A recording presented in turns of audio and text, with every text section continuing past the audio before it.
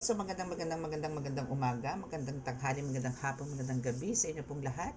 It's me again, Angel Whisper 11, ang inyo pong lingkod na magbibigay po sa inyo ng mensahe. Siyempre, mula po kay God, sa mga Ascended Masters, Holy Spirit, Divine, Universe, Ancestors, Spirit Guides, Angels, and siyempre po sa mga Elementals. And siyempre po, bago po tayo mag-umpisa, is nais ko po muna magpasalamat sa lahat po ng mga patuloy po na nakasubaybay sa aking mga subscribers, sa mga followers, sa mga silent viewers, yan. And syempre po sa mga new subscribers. Maraming salamat po. And again, ito pong YouTube channel na ito is para po ito sa mga uh, gustong magpagabay, no? And gusto kong magkaroon ng dagdag kaalaman patungkol po sa spiritual awakening na meron po, or sa spiritual journey man kayo, na ito po yung mga tipong nakakaramdam, nakakaamoy, nakakarinig, nakakakita na hindi naman po nararanasan po ng iba. And ito po is para din po sa mga taong tinatawag na may mga lahi, no, or bloodline ng healer, na or kahit hindi po healer, healer in a way na naggagamot ng mga kinukulam, binabarang, mga ganyan. Kahit hindi po 'yon. Yung tipong mga nangihilot po, no, yung tipong spiritual na po ang pinag-uusapan. So ito po is para din po sa inyo to. So sa may mga calling or hindi, pwede po to sa inyo. Ito po channel na to. And sometimes, more on, syempre po, ang reading po natin is more on spiritual po talaga. No, like mga tipong parang sa mga tipong nakakaramdam po ng mga black magic, mga ganyan, kinukulang, binabarang, ginagayuma, especially yan. So ngayon po is kukuha po tayo ng message, love reading tayo po ngayon, ano. So kasi kanina po meron po akong reading, no, kanina is about sa mga gayuma-gayuma ever, mga ganun, na kailangan muna pong hiwalayan. Bakit? So, yun po gusto ko malaman. Kuha po tayo ng message. Pero baklas na naman po yung gayuma, no? So, alamin po natin yan. Or kuha po tayo ng message. Possible po ang makuha po natin message is more on parang message from your loved one. Pero this is short story, short reading. Okay, so let us pray muna bago po tayo mag-start. Sa mga makaka-resonate po at di pa po nakaka-subscribe, please click the subscribe button, paki-like and share, and paki-click din po notification bell, kasi po importante po yan, kasi po yan po yung magbibigay sa inyo ng notification na ako po ay naka-live, ako po ay naghi-healing, ako po ay nanggagamot live, at may mga new uploads, no? Yan po yung mag-a-appear po yan sa mga cellphones ninyo na ako po ay nagpaparamdam po sa inyo sa cellphone. Okay? So, yun po. Sa mga gusto po magpa-reading, magpa-healing, magpabaklas po, no, napakakulang, barang, gayuma, mga ganyan, is at ganun din po sa mga oils, sa mga miracle oils, sa mga protection pangkalahatan ng medalyon, candles, no, yan, andyan lang po sa description box ang aking contact details. Okay, so pray po muna tayo. Hingi po muna tayo ng basbas. Panginoon Diyos na masalangit, mahal na Birheng Maria, mahal na Santo Niño, mahal na Jesucristo, pakibasbasan po ng inyong napakalalakas sa kapangyarihan, banal na dugo, banal na ngal, banal na spirito, at mga card na ito para po makapagbigay po ng mensahe sa akin po mga tagapanood. Naway kami inyong patuloy na bigyan ng kaligtasan, ilayo po sa mga kapahamakan. Disgrasya sa kung na ano pong klase ng karamdaman na tukso. Maraming salamat po. Amen.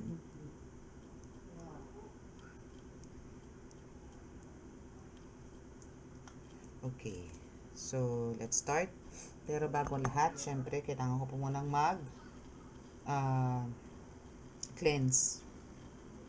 Cleanse po muna tayo para po maganda yung pakinig ninyo.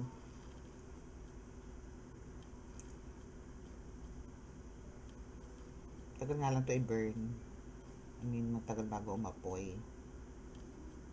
Ay, ayaw pa rin. Ayan. Okay, pwede na po yan. Basta po tayo makapagpausok, no? Para po, tayo, good energy, positive energy lang. Okay, so tingnan po natin ang mensahe.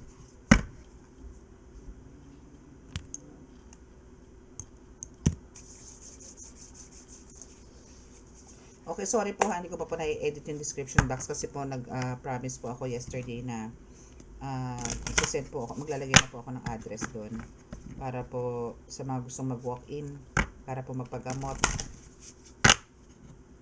at magpa-reading na rin. Basta po magbibigay lang po ako ng sa reading po talaga is 1 hour lang po ibibigay ko, especially po sa walk-in. Then after that is next na po, yung next na po. Kasi po may mga line-up din po ako sa online, no? So I hope maintindihan nyo po ako na sa walk-in po is bibigyan ko lang po kayo talaga ng 1 hour, which is talagang 1 hour lang, ng 45 to 1 hour, 45 minutes to 1 hour lang po talaga binibigay kong oras. Now, which is matagal na po yon, no, para po sa mga mag-walk-in and online po na reading. Okay, so let's see kung ano po ang message.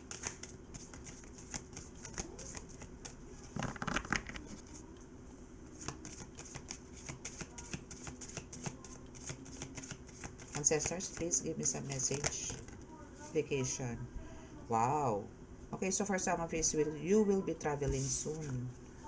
So may magta-travel po sa inyo talaga. Actually, this is a confirmation na rin, or talagang, actually, pa to, reading na po to last year pa na talagang for some of talagang mas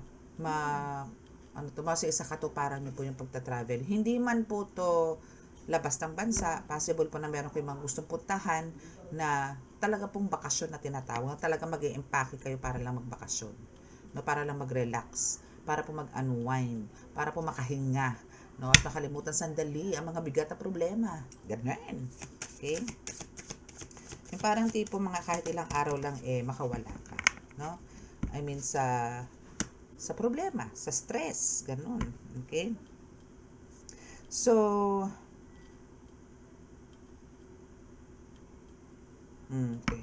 So, getting a new pet, no, or giving a current pet more love. Okay. So, alam niyo po yung talagang kung magkakaroon po kayo ng panibagong parang kung mag-aalaga po kayo ng panibagong mga pets, no. Kung halimbawa meron naman po kayo ngayon, is ito po yung nagbibigay po sa inyo ng or alam niyo po yung kung for some of you is talagang parang andito yung laging galit, no, or laging parang nag-change agad ang mood, no. So ito mga pets na ito na meron po kayo is ito po yung nagme-maintain or parang ito po yung gumagamot sa inyo na bigyan po kayo ng pagmamahal, or parang sila yung nagbibigay sa inyo din ng pagmamahal. So in return, ganoon din po yung binibigay nyo, and nadadamay po yung mga kasama nyo po sa paligid ninyo.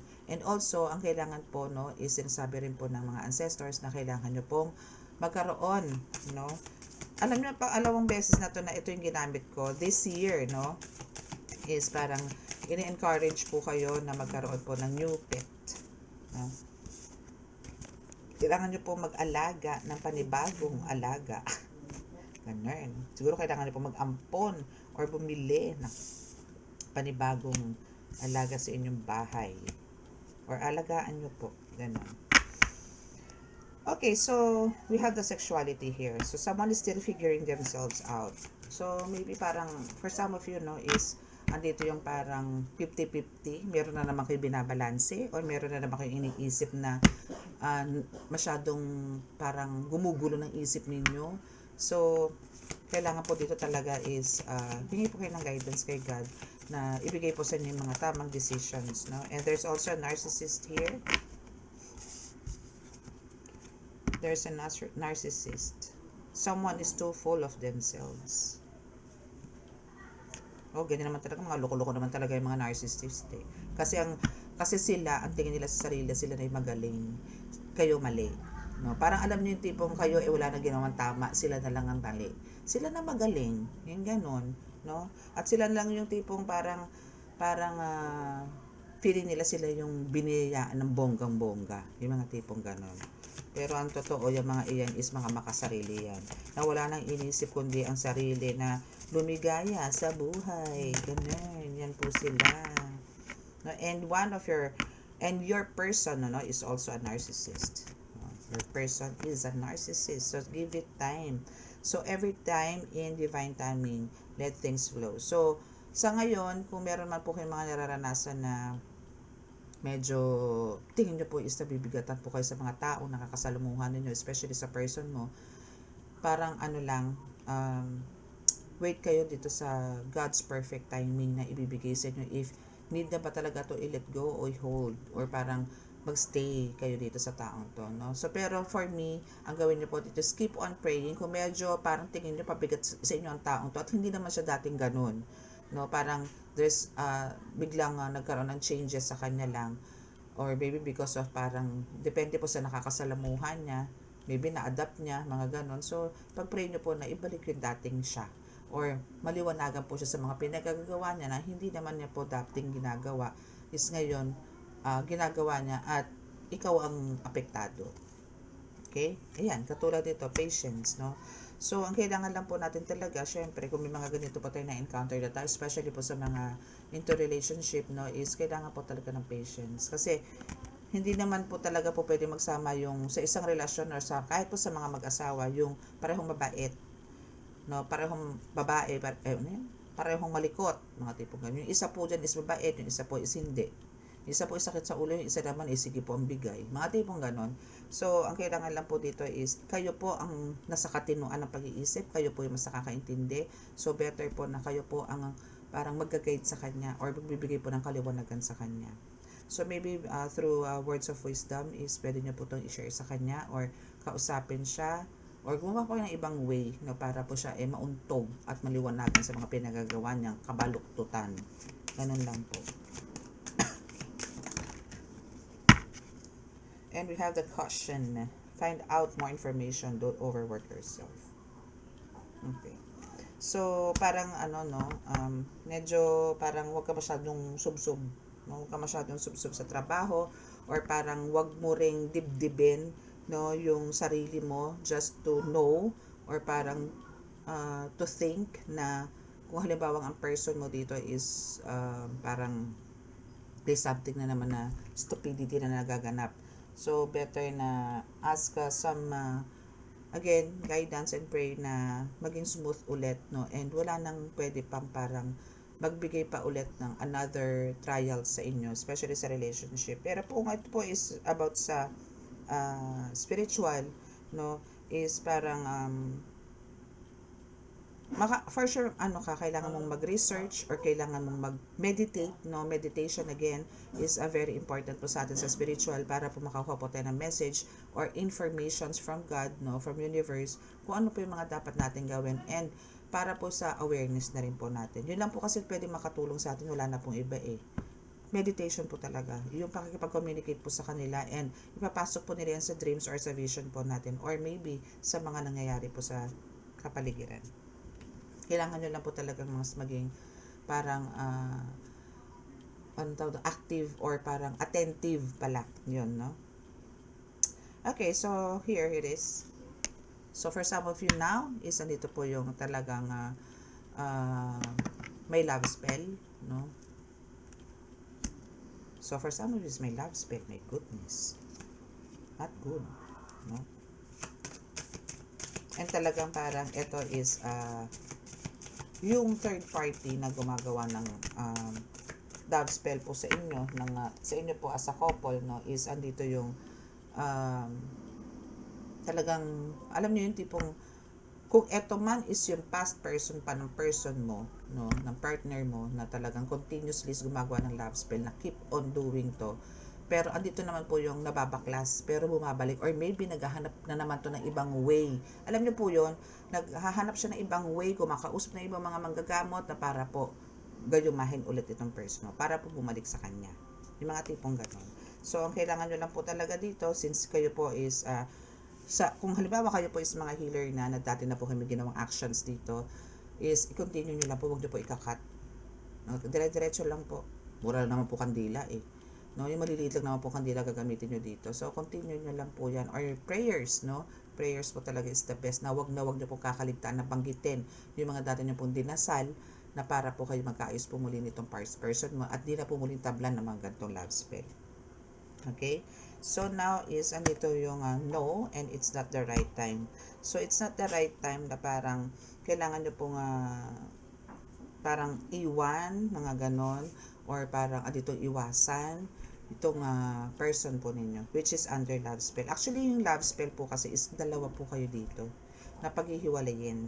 No? So, ang kailangan nyo lang po dito is parang keep on praying and no to, alam mo yung confrontation. Huwag nyo pong sugurin o kung ano man, gumawa ng hindi maganda rin. Kung nag-iisip po kayo ng ritual or whatsoever na parang tablahin to or parang tapatan to or maghahanap po kayo ng ibang manggagamot para lang po saktan, ganito ganyan, yung itong third party na to, wag po. Okay? So, better let go nyo po yan. Yes, because this person and person mo, no, which is the third party, is gold digger. So, pera lang naman ang gusto niyan dito eh. Milyonaryo ba person mo? Siguro maganda trabaho ng person mo, no? So, your ancestor says, or spirit says, no? Kailangan nyo pong mag-move. Or, with your person, ano, kailangan nyo pong mag-change of residence or kailangan nyo pong mag-relocate para po, way din po to eh, no? Way din po to ng pagkalas or pagbaklas ng mga ganitong love spell. Sa kulam, hindi. Talagang kailangan nyo pong kumanap ng mga manggagamot. Pero sa love spell po, gayuma po, kadalasan po ang nagiging gamot, no? Or advice ko po sa mga ganito is magtawid dagat. Okay? Yun po. Yes, tama ako. No? So, someone else. Talaga pong may love spell, no? Na talagang merong gusto pong umiksena na naman sa inyo or meron po, no? Kaya po pakiramdaman nyo po yung mga person nyo ngayon na baka mamaya eto na naman siya, umaariba na naman na parang tipong nanlalamig sa inyo or parang hindi na naman kayo pinapansin or pinapriority or whatsoever, so there's something wrong na naman.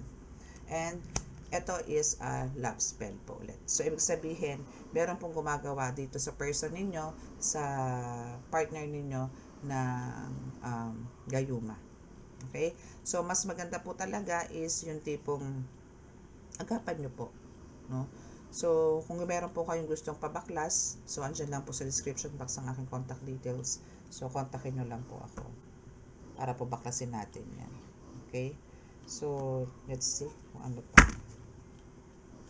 Kasi, ano yan, no? Someone is in the middle. Someone is trying to sabotage this. Okay? So, talagang meron po. And, yun na nga po sinasabi ko sa inyo, kung may chances, no, na talagang kayo is, or makahanap po kayo ng bahay. Bawa, you are from Luzon, then meron naman po kayo mga kamag-anak, or pwede kayo makalipat somewhere na, like, pupuntang, saan ba? Mindoro, mga tipong ganyan, or pupunta ng, saan ba yung mga tawid dagat pa? Yan, Visayas, no? So, gawin nyo po. Or, yun po, magpa-ritual po kayo, magpagamot po kayo. Para po, kasi po yung mga ganyan, hawak na po yan.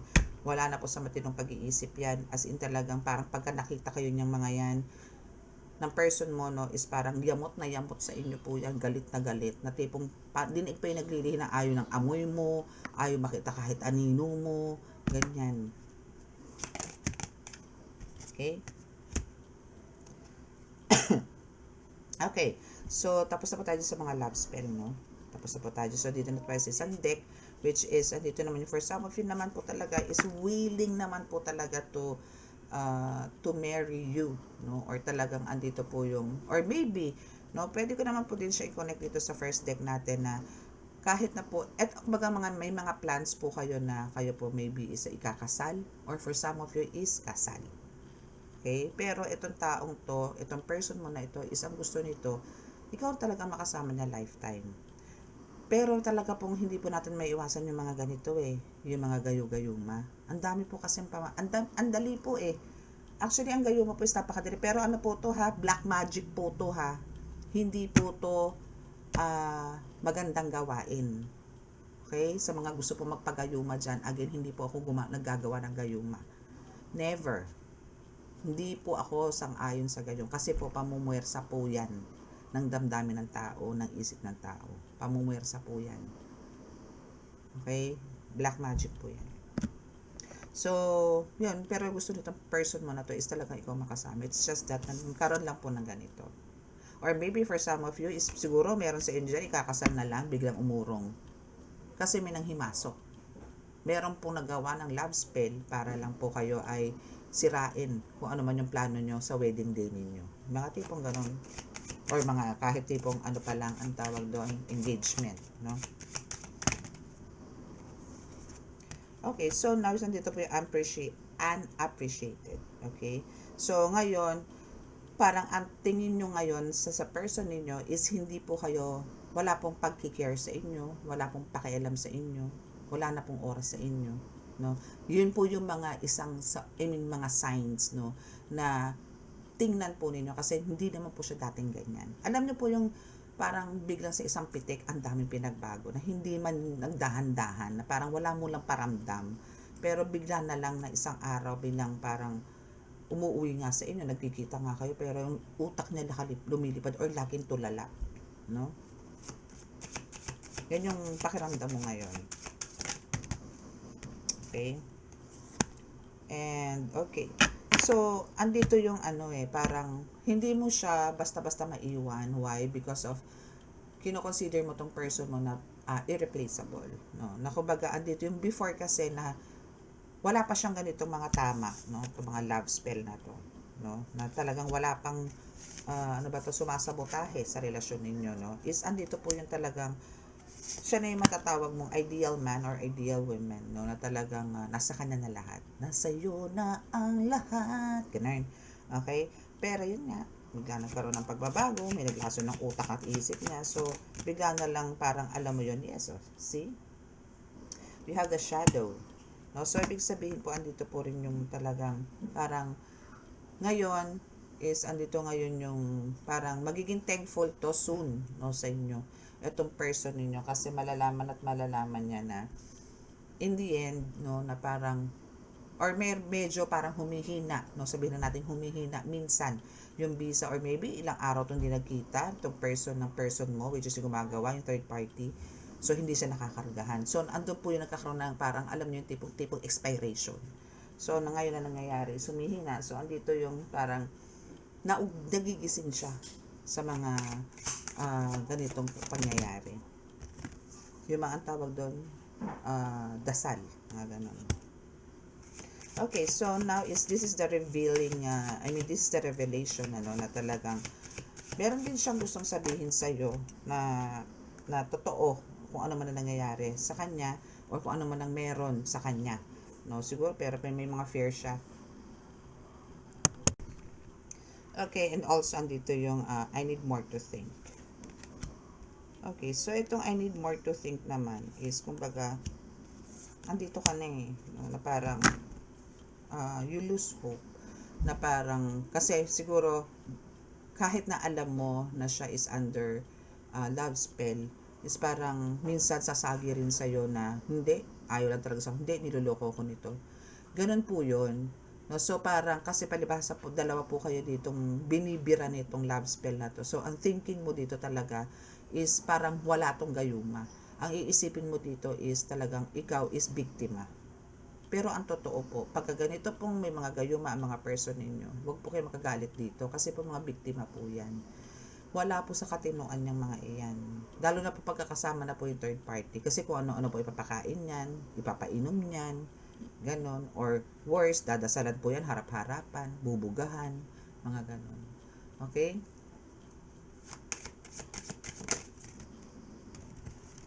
Dalawa.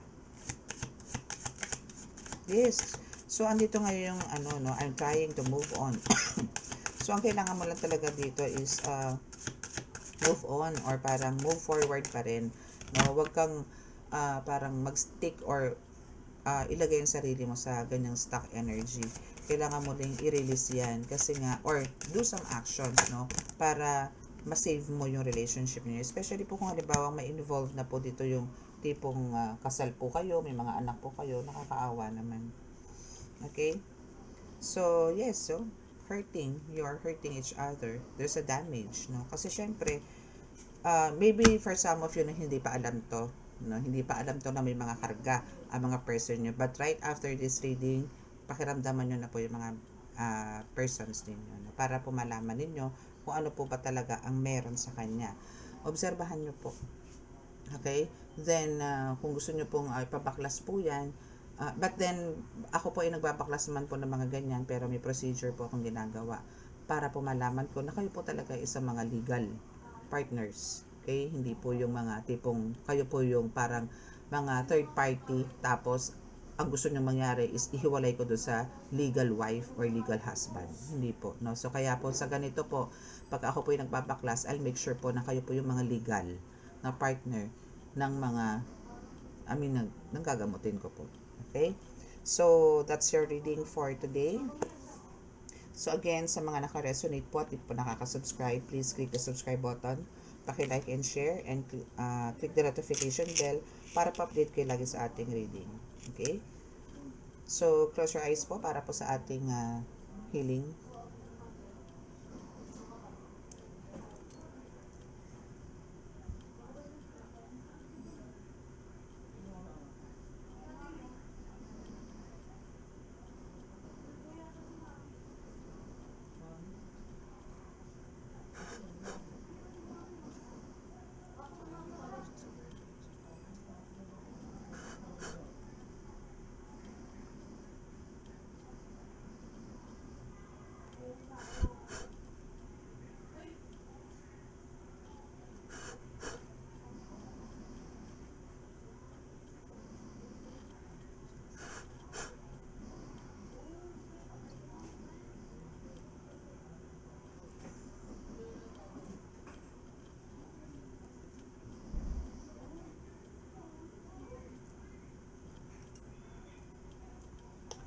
Okay, so maraming salamat po. God bless us all and love, peace and hope. Bye!